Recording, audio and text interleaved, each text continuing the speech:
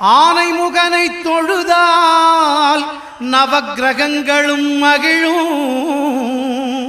நல்லதே நடக்கும், நல்லதே நடக்கும்.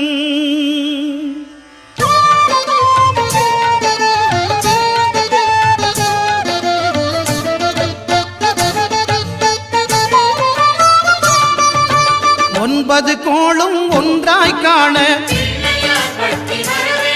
அங்கு கற்பகம் என்னும் கடவுளின் மெய்யில்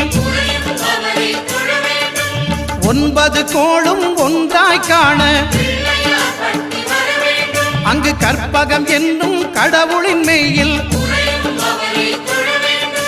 சூரியன் முதலாய் ஒன்பது கிரகமும் பலவித குணங்களை கொண்டிருக்கும். எங்கள் கற்பக தருவில் அவை வரும்போது ஒன்றாய் சேர்ந்து பலனளிக்கும்.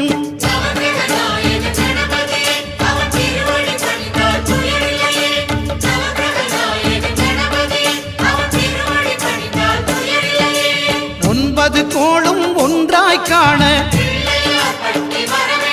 அங்கு கற்பகம் என்னும் கடவுளின் மெய்யில்